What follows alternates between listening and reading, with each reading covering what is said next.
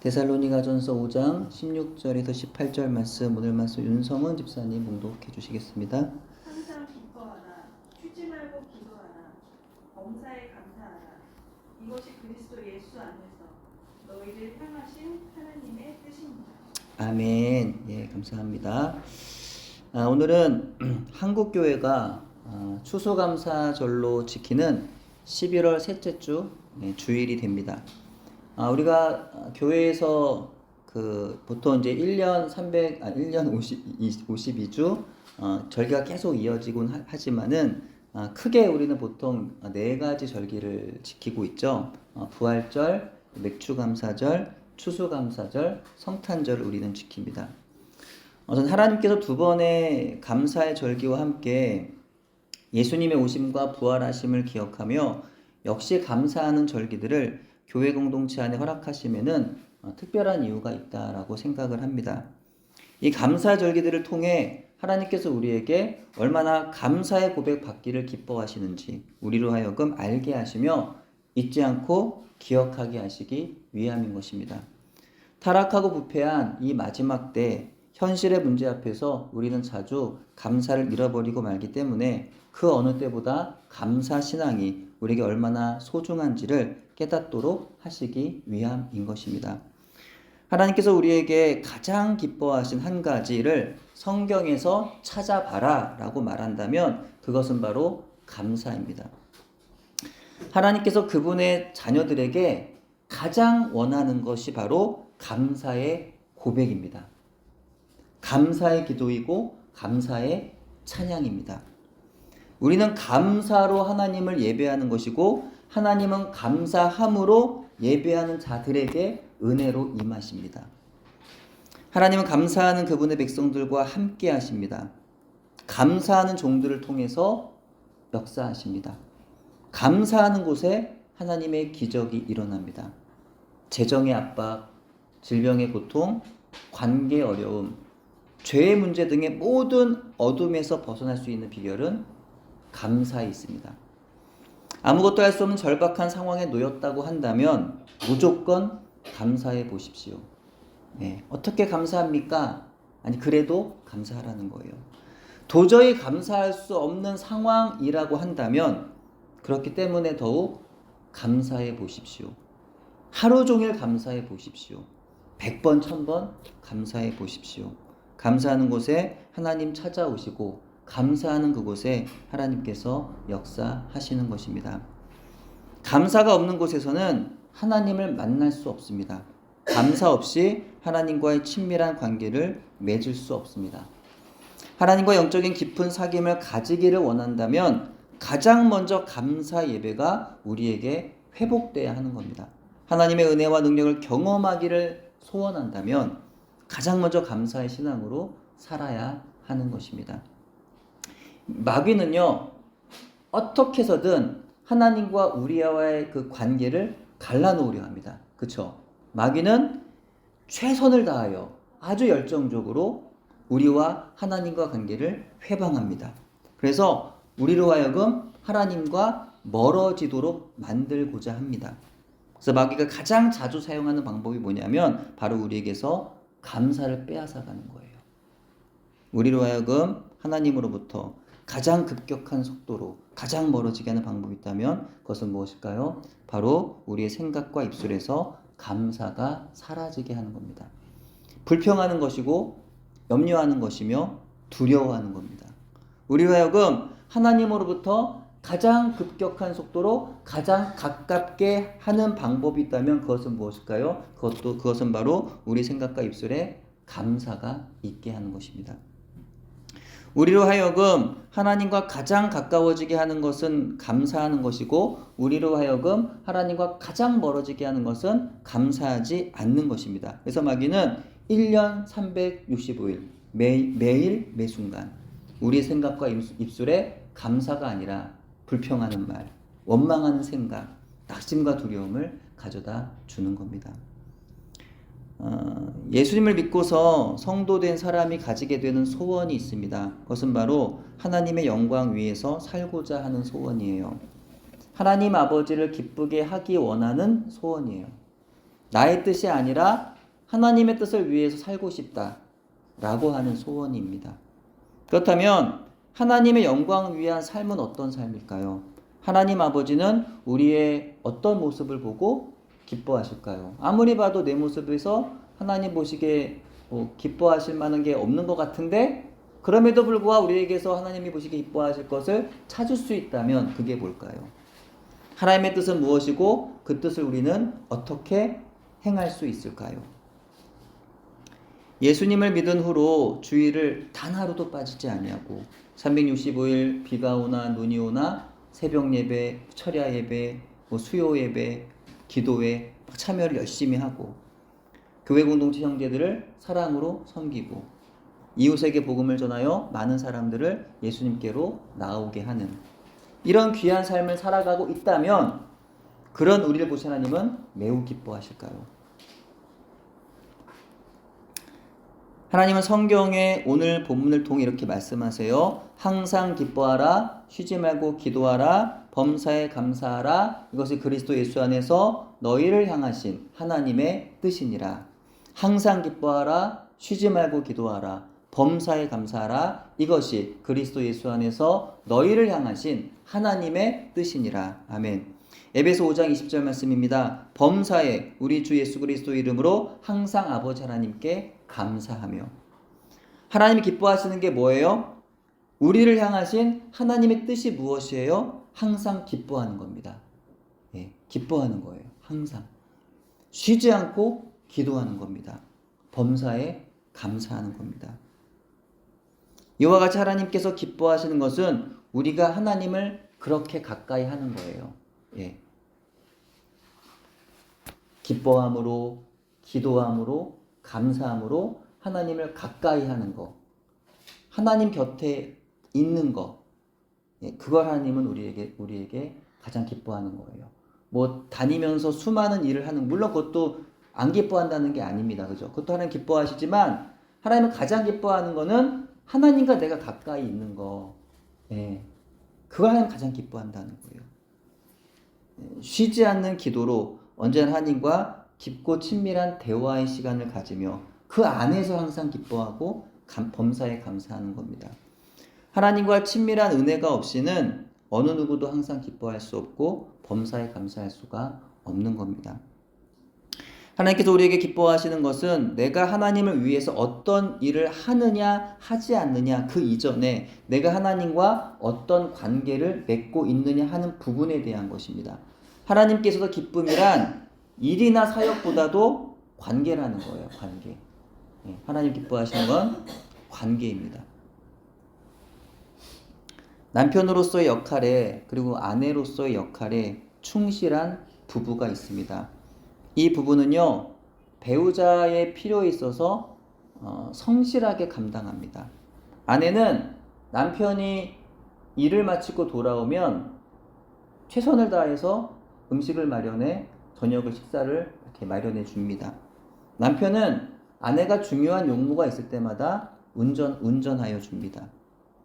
집안의 청소나 분리수거 또는 아이들을 돌보거나 교육하는 일에 있어서 이 부부는 서로 그 일을 분담하여 일을 잘해 나갑니다. 필요하다면 대화를 나누기도 합니다. 하지만 그 대화가 서로의 마음을 나누는 개인적인 이야기로 이어지진 않습니다. 서로의 필요를 위해 많은 일을 하지만 정작 부부간의 사랑의 친밀감은 없기 때문에 서로의 진짜 필요는 알지 못하고 진짜 필요한 것은 서로에게 감당해 주지를 못합니다. 부모가 자녀를 위해서 모든 필요를 채워줍니다. 먹여주고 입혀주고 때마다 좋은 선물을 안겨주고요. 좋다고 하는 것은 다 해줍니다. 하지만 자녀가 정말 원하는 것이 무엇인지, 자녀의 고민은 무엇이고 힘든 일은 없는지 등에 대한 이야기를 나눌 시간을 내어주지 않습니다. 사실 자녀가 가장 원하는 것은 엄마 아빠한테 자기 얘기를 들려주는 것이고 자기도 엄마 아빠의 말을 듣고 싶을 것일 텐데 말입니다. 자녀가 부모를 위해서 음식을 준비해 줍니다. 부모의 건강을 체크하고 병원 진료를 하면서 모시고 다닙니다. 부모와 함께 장을 보기도 하고 심지어 부모와 함께 예배를 드리기도 합니다. 근데 부모와 깊은 대화의 시간을 가지진 않습니다. 물론 연로하신 부모는 자녀의 돌봄이 필요하긴 하겠지만 아마도 부모는 자녀와의 친밀한 대화의 시간을 더욱 원할 것입니다. 하나님을 섬김에 있어서 우리와 하나님과 관계도 이와 같다고 생각이 된다는 거예요. 하나님께서 기뻐하실 만한 교회 출석과 봉사와 전도 등을 하지만 정작 하나님과 친밀한 대화를 나누지는 않습니다. 수많은 일들을 하지만 기도하지 않고 말씀 묵상하지는 않아요. 하나님과 대화 없이 그냥 자기 생각대로 하나님이 기뻐하실 거라고 생각되는 일을 열심히 합니다. 하지만 하나님께서 우리에게 가장 기뻐하신 일은 우리가 하나님과의 친밀한 가운데 기뻐하고 감사하면서 사는 것이라고 한다면 우리가 이제껏 하나님을 위해서 했다고 하는 일들이 과연 참으로 하나님을 기쁘시게 한 것이 맞는지, 나 좋다고 했던 일들은 아니었는지 고민해 보아야 할 것입니다. 윌리엄 로우는 경건한 삶을 위하여라는 자신의 책에서 이렇게 말하고 있습니다. 세상에서 가장 훌륭한 성도가 누군지 알고 싶은가? 가장 많이 기도하거나 가장 많이 금식하는 성도가 아니다. 가장 많이 구제하는 성도도 아니다. 바로 항상 하나님께 감사하는 성도이다. 예. 오늘 본문에 범사에 감사하라 말씀했습니다. 여기서 범사란 어떠한 환경에서든지 심지어 고난과 환경 가운데서도 라는 의미입니다. 그렇다면 하나님 왜 범사에 감사하라고 말씀하셨을까요? 그 인생의 모든 시간, 모든 장소에 비록 그 시간과 장소가 고난과 환난이더라도 바로 그 장소와 시간에도 하나님의 우리를 향하신 은혜가 깃들어 있기 때문입니다. 그 은혜를 볼 줄 아는 사람은요 감사하게 되는 거예요. 예. 이 상황이 너무나 고통고 힘들지만 그 속에서 은혜를 발견할 수 있는 사람은요 감사가 되는 거고요. 그렇게 그 상황 속에서 감사가 되는 사람은요 그게 바로 하나님 앞에 예배하는 삶입니다. 제가 한동안 깊은 내면의 고통 속에서 힘들었던 시간들이 있었습니다.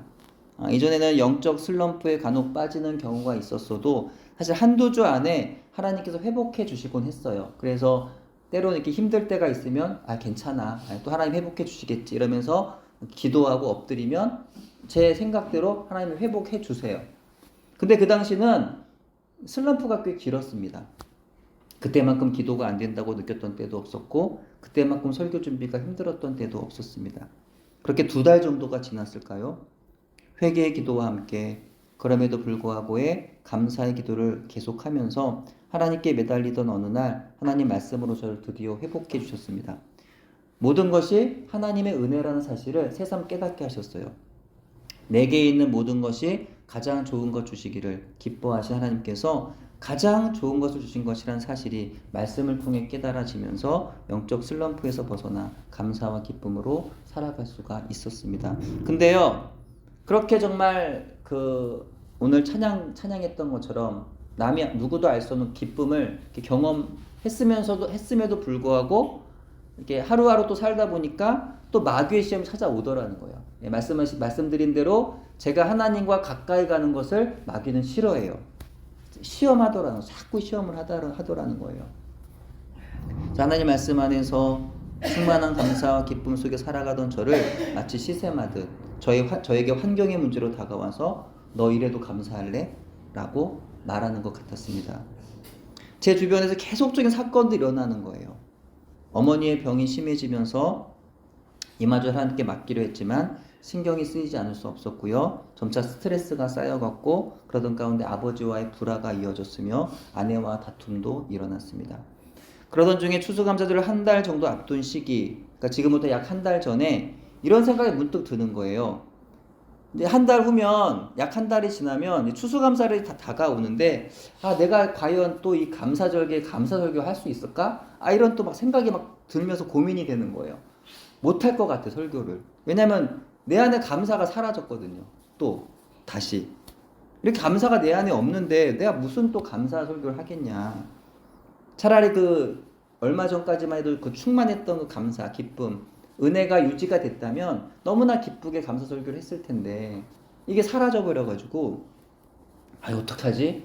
나 설교 못하겠는데 한 다음에 막 이런 생각이 막 들었어요. 예. 이와 같이 고민을 하던 가운데 하나님 주신 마음이 또 그거예요. 그렇지만 또 감사해라라는 마음 주셨어요. 찬양할 수 없고 예배할 수 없는 상황에서 죽을 힘을 다해 찬양하셨다고 하는 그 어느 목사님의 고백을 또 떠올리게 되면서 저도 없던 힘을 내어서 찬양해 보았습니다. 절대 할 수 없을 것 같은 감사의 고백도 해봤습니다. 그러던 가운데 하나님 조금씩 저에게 다시 마음을 회복해 주시더라는 거예요. 다시 기뻐할 수 있었고 다시 감사할 수 있는 마음을 주시더라는 겁니다. 하나님의 감사라는 말씀은요, 창조주 하나님의 거절할 수 없는 절대적인 명령이죠. 내 마음대로 순종해도 되고 순종하지 않아도 되는 그런 문제가 아니에요. 복종해야 되는 명령입니다. 감사할 수 있는 상황과 조건에선 감사하고 감사할 수 없는 상황과 조건에서는 감사하지 않아도 되는 그런 문제가 아니라는 거죠. 내가 하고 싶으면 하고 하기 싫으면 안 해도 되는 그 선택의 문제가 아니라는 거. 하나님 우리에게 범사에 감사해라 명령하십니다.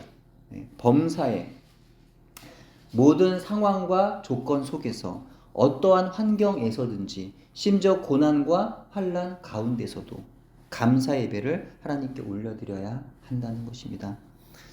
사도 바울의 선교 여행에는 참 어려움이 많았어요. 가는 곳마다 동족인 유대인들의 회방과 박해가 있었어요. 만약에 여러분들이 이렇게 뭐 해외 나가서 복음을 전한다 생각해 보세요. 근데 그 현지 사람들은 내 복음을 잘 받아들이는데 정말 나를 도와줘야 될 한국인들이 나를 막 방해합니다.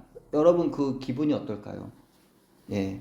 물론 뭐 누가 방해해도 기분 좋지 않겠지만 내가 정말 의지하고 내가 정말 그 마음에 정말 그 위로가 되고 싶은 그 나의 동족 한국인들이 막 회방을 놔요. 얼마나 그런 정말 마음이 상처가 되고 힘들겠느냐. 예.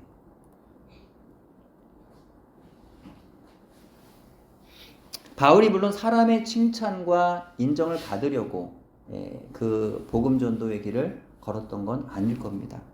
하지만 아무리 그렇더라도 자기가 사랑하는 그 자기 민족으로부터 그 회방, 박해를 받는데 바울의 마음이 어땠을까 하는 생각을 해봐요. 얼마나 불편하고 얼마나 괴롭고 얼마나 힘들었을까. 육체적인 고통 이상으로 마음이 많이 아팠을 것 같습니다. 하지만 그의 여행에는요 어려움만 있었던 건 아닙니다. 여러 도우심을 통한 하나님 아버지의 위로하심이 있었어요. 그래서 하나님의 사람들에게 있어서 어려움만 있다면 그 믿음의 길을 걸을 수가 없습니다. 그에 못지않은 하나님의 위로도 있기 때문에 그 길을 걸을 수 있어요. 뭐 이를테면 여러분도 마찬가지겠지만 저가 이렇게 삶을 살아오면서 이렇게 뭐 한두 가지의 어려움이 있었잖아요. 근데 그때 반드시 위로가 있더라는 거예요. 하나님의 뭐 직접적인 말씀을 줄 때도 있지만 주변 사람들을 통해서 그 어려움이 없었다면 경험할 수 없는 위로를 주시더라는 거예요. 그래서 그 길을 우리는 걸을 수 있다는 거죠. 그래서 우리는 또한 고난 속에서도 하나님 위로를 발견하게 되더라는 거예요. 세상에 사는 동안 하나님의 사람들에게는 분명 고통의 시간들이라는 것이 있습니다. 그러나 그 고통에는요 분명 기쁨도 존재합니다. 동의하세요? 세상의 어떤 고통도 100% 고통만 있진 않아요. 반드시 거기에는요 기쁨이 존재합니다. 때문에 우리는 고통 중에서도 기쁨을 발견할 줄 알아야 됩니다.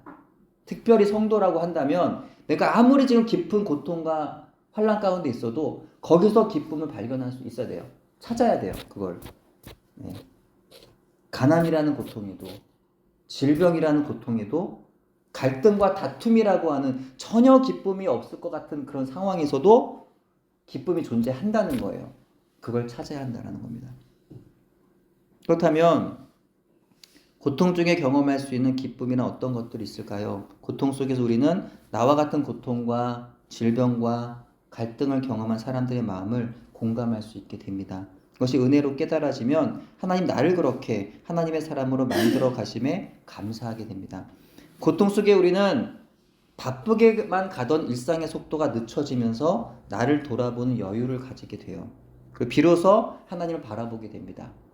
고통의 시간이 아니었으면 바라보지 않았을 하나님을 바라보게 되더라는 거예요. 그리고 기도하게 되고 아버지의 말씀 묵상하게 됩니다. 비록 고통은 나를 힘들게 하여도 그 고통으로 인하여 분명히 그보다 더 크게 얻는 것이 있으니 이 또한 기쁨이요 감사가 되더라는 겁니다. 2차 선교 여행에서 바울은 1차 선교 여행지의 교회들을 돌아보기 위해 여행하던 가운데 하나님께서 환상을 통하여 바울을 아시아에서 유럽으로 인도해 가셨습니다. 역시 하나님의 인도하심 때문이었을까요? 순풍으로 인도하셔서 바울 일행은 빌립보에 아주 순적하게 도착하게 됩니다. 그곳에서 루디아라는 여인을 만나서 정말 어떻게 보면 기적과도 같은 그 여인을 만나서 그 여인에게 복음이 들어가고 그 여인을 통해서 정말 거기서 교회가 세워진 놀라운 일들이 벌어지게 됩니다. 정말 하나님이 하신 역사를 바울이 본다는 거예요. 모든 것이 다 좋은 상황이었어요. 그러던 가운데 바울 일행이 귀신 들린 여자에게서 귀신을 쫓아내었어요.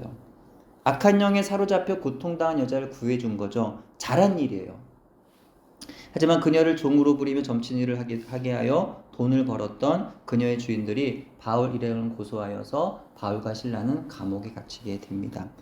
하나님의 인도하심에 따라서 순풍에 이끌려 빌립보에 와서 루디아를 만나 교회가 세워진 놀라운 은혜를 경험했습니다. 하나님의 인도하심 가운데 모든 일이 잘 되어가는 것을 경험하며 마치 계속 그럴 것만 같았습니다. 역시 우리 하나님은 좋으신 분이야, 최고야. 역시 하나님을 기뻐하신 일에는 하나님이 도우시는구나 라고 그렇게 생각이 들었을 겁니다. 귀신 들린 여자에게서 귀신을 쫓아내는 데까지도 좋았습니다. 근데 그 일로 인하여서 곤욕을 치르게 될 줄은 몰랐습니다. 여러분 이런 상황이라면 어떻게 하시겠어요? 바울과 실라는 어떻게 했을까요? 너무 실망되고 속이 상해 아무것도 하고 싶지 않은 심정 되지 않을까요? 하나님 원망스럽지 않을까요? 하나님께서 가라 하지 않으셨습니까? 예. 그저 여기까지 왔는데 그 결과 고작 감옥에 갇히는 겁니까? 예. 불평 나오지 않겠습니까?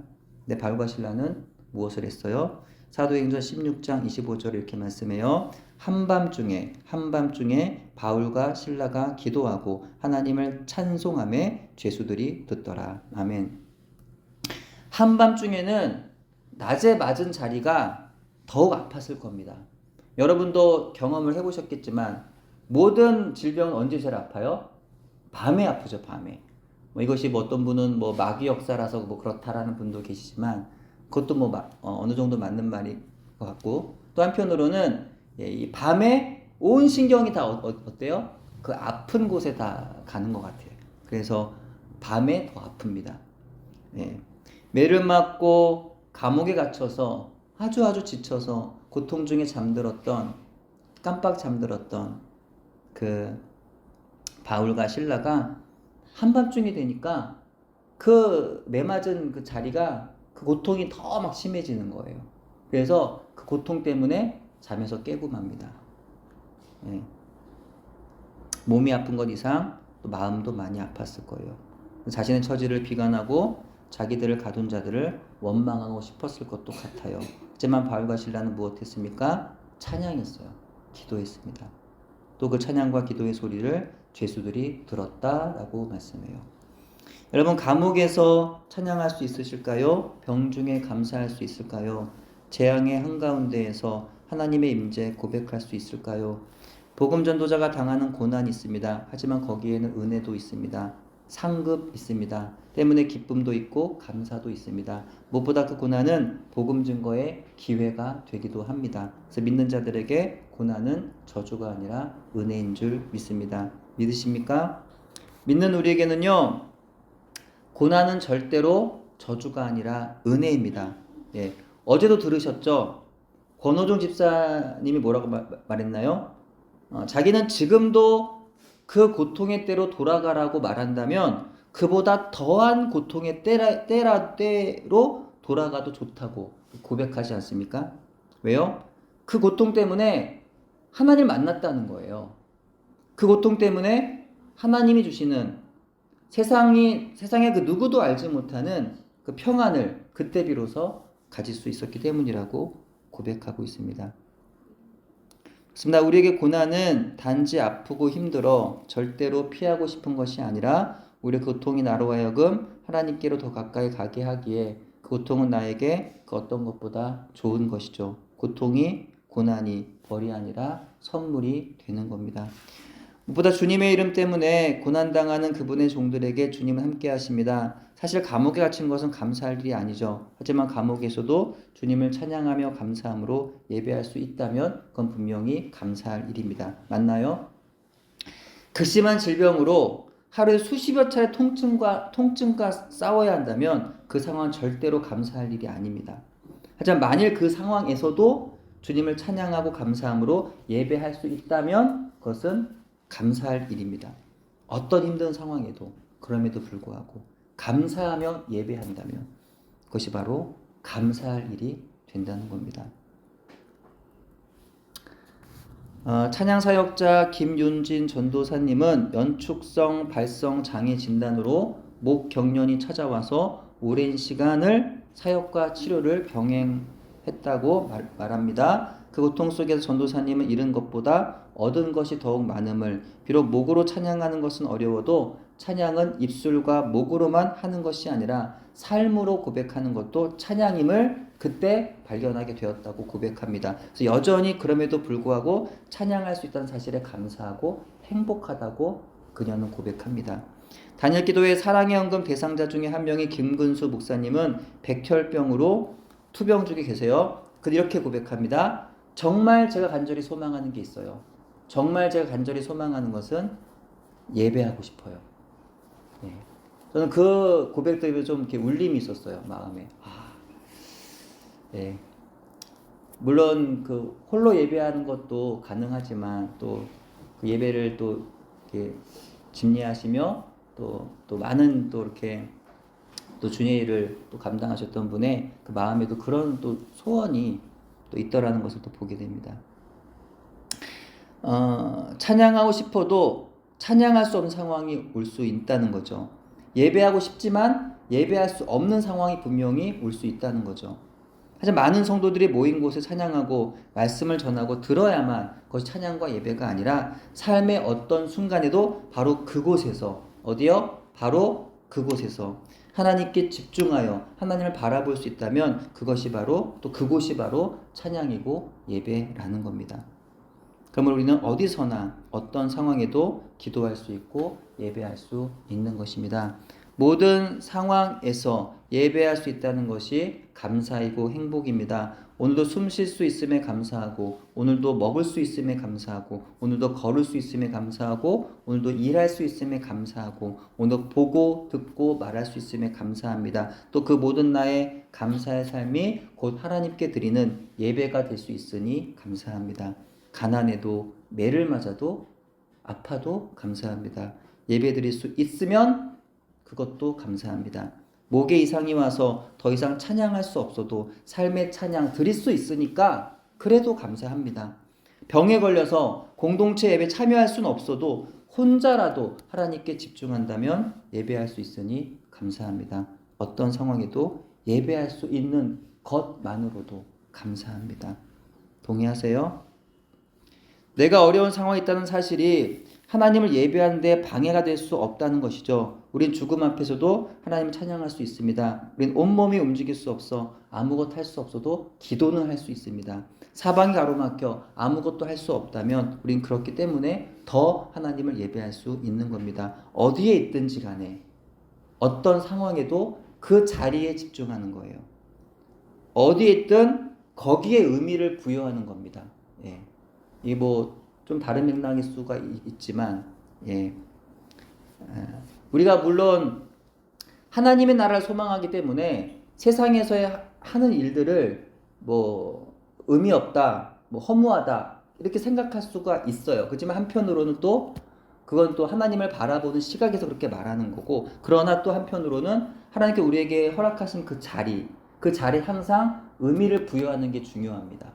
예. 그 의미를 찾지 않으면 감사할 수 없어요. 이게 무슨 의미야? 내가 저 사람 만나는 게 무슨 의미가 있어? 내가 이 일하는데 무슨 의미야?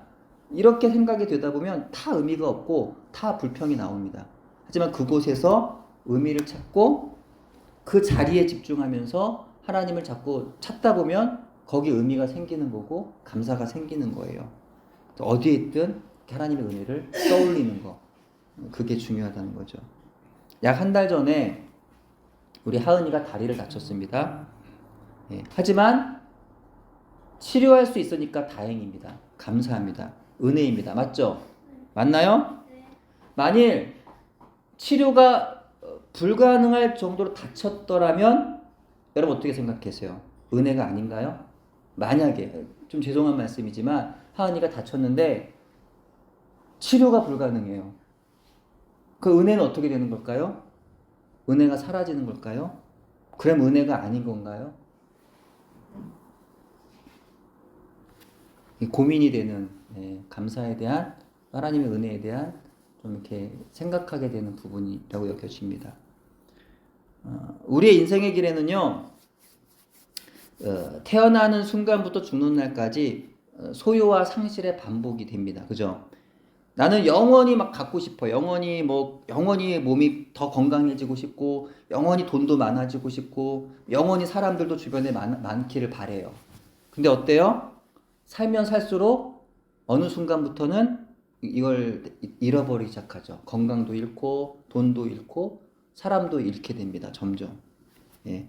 소유보다 상실이 더 많아지는 때가 옵니다. 그때 우리는 그 상실을 받아들일 수 있어야 된다.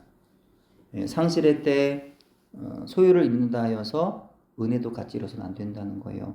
비록 세상에서의 소유는 잃어도 하늘에 새로운 소유가 있음을 기억하고 기대하며 소망할 수 있는 저와 여러분 되기를 바랍니다. 그럴 수 있는 사람이 바로 성도입니다. 그리스도인인 거죠. 그럴 때 우리는 모든 상황 속에서 감사함으로 예배할 수 있는 줄로 믿습니다. 범사에 모든 상황 속에서 감사할 수 있는 좋은 상황만 아니라 감사할 수 없는 좋지 않은 상황에도 가난, 질병, 사고, 재앙의 순간들, 감옥에 갇힘, 매맞음, 사람들의 외면, 조롱, 괴롭힘 등의 아주 아프고 슬프고 고통스럽고 외롭고 두려운 그 상황 속에서도 하나님의 선하심을 발견할 수 있다면, 하나님의 은혜를 말할 수 있다면 우리는 예배할 수 있습니다. 우리는 감사할 수 있습니다.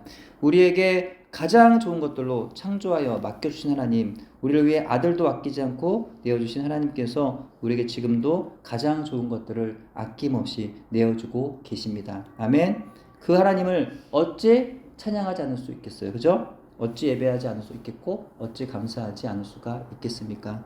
어떤 상황에서도 범사에 모든 상황 속에서 하나님을 예배하십시오. 하나님을 예배함으로 감사의 신앙, 주님 앞에 가는 그날까지 붙잡고 가신 여러분 되시기를 주님의 이름으로 축원합니다. 기도합니다. 하나님 감사합니다. 추수감사절을 맞이하여서 저희들 다시금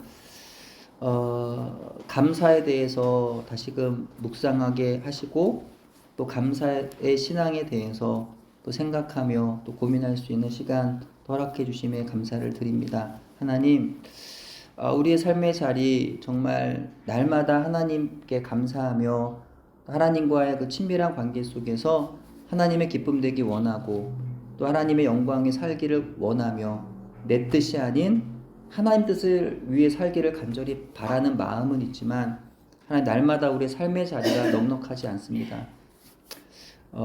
우리 삶의 자리 늘 마귀는 하나님과 나와 관계를 회방하고 하나님과 관계가 멀어지도록 끊임없이 우리에게 부정적인 생각들, 두려움, 근심, 절망, 불평들을 가져다 줍니다. 하나님 그럴 때마다 우리 하나님 그 마귀의 말을 듣는 것이 아니라 하나님 말씀 앞에 엎드려서 하나님 말씀 붙잡을 수 있는 우리가 되게 해주셔서 그 말씀 앞에서 우리가 늘 하나님과 가까이하며 특별히 무엇보다 오늘 주신 말씀처럼 범사에 항상 기뻐하고 쉬지 않고 기도하며 범사에 감사함으로 하나님과 더욱 가까이 늘 가까이 하는 우리 인생 될 수 있도록 그 안에서 늘 은혜를 누리며 감사하는 신앙 끝까지 붙잡을 수 있는 우리 모두가 되도록 인도해 주옵소서. 예수님의 이름으로 기도합니다.